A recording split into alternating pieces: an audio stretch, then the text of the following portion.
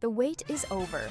The 2026 FIFA World Cup has officially begun, and what an opening day it has been. Welcome to Pitch IQ. I am your host, and this is your complete reaction and breakdown of the World Cup 2026 opener. Mexico versus South Africa at the iconic Estadio Azteca in Mexico City. Let's start before the football even began, because what happened during that opening ceremony needs to be talked about. Alejandro Fernández walked to the microphone to sing Mexico's national anthem. No backing track, no music, just his voice, the microphone, and 80,000 Mexicans who knew every single word. Players had tears running down their faces, fans were holding each other. The noise inside that stadium was something I have genuinely never heard before. Spine-tingling does not even begin to cover it. Then Shakira took the stage with Burna Boy to perform the official World Cup 2026 song, Die Die. And she did it again. She always does it. This woman performed Waka Waka at the 2010 World Cup in South Africa. 16 years later, she is back on the biggest stage in football, and she commanded every single second of it. The song is already everywhere. Now to the football, and Mexico meant business from the very first minute. Just 9 minutes in, Quiñones received the ball inside the penalty area, took one touch to set himself, and finished low into the far corner. The Azteca absolutely erupted.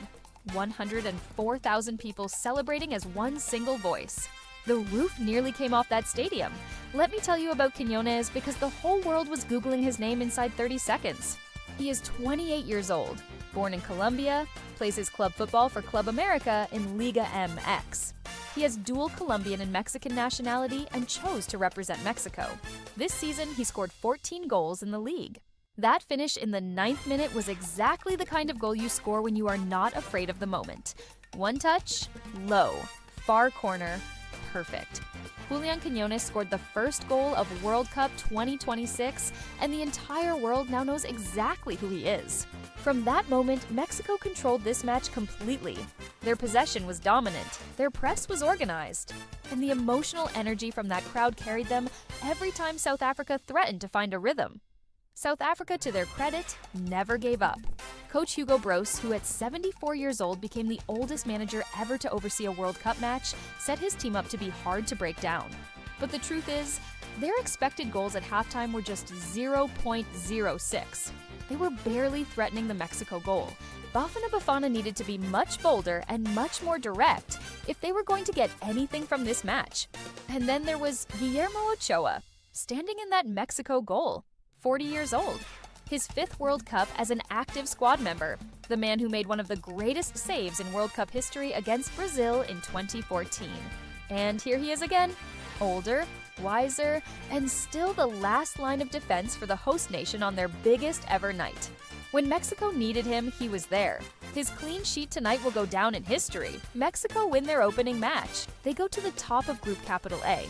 South Africa face a very tough situation in their next game. Here is my honest assessment of Mexico's World Cup chances after today.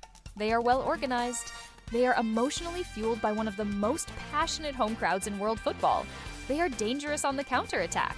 Their group with South Africa, South Korea, and Czechia is very manageable. I expect Mexico to qualify from this group comfortably. But here's the question that matters most. How far can they go in the knockout stages? The co-hosts get to play every single group stage match in front of their own fans. That home crowd advantage in a knockout game is worth at least a goal. I would not be surprised to see Mexico reach the quarterfinals of this tournament. Before I go dash, tomorrow is genuinely going to be even bigger than today. 3 more opening ceremony matches across all 3 host nations. Canada versus Bosnia and Herzegovina in Toronto with Michael Bublé headlining the ceremony. The USA versus Paraguay at SOFI Stadium in Los Angeles with Katy Perry and Future. And South Korea versus Czechia in Guadalajara in the late match. South Korea and Czechia rounded off the day in Guadalajara. It was a tactical game of 2 halves. The Czechs controlled the early physical battles, with their height advantage making every set piece a nightmare for the Korean defense. But South Korea's transition speed in the second half changed everything. Son Heung-min remains the talisman, dragging defenders out of position to create space. It was a high-level stalemate that showed both these teams have the discipline and the structure to go deep in this tournament. The USA game is the one I am watching most closely.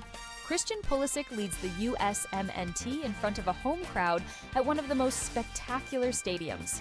If he delivers tomorrow, and I believe he will, this tournament takes on a completely different energy for the host nation. My predictions for tomorrow: Canada 1-1 Bosnia, USA 2-1 Paraguay, South Korea 2-0 Czechia. Drop your predictions in the comments right now. Let's see who gets it right.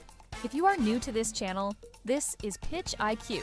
Every single match day of World Cup 2026, I am here with predictions and tactical breakdowns. Subscribe right now, hit the bell notification. I am Pitch IQ. See you tomorrow.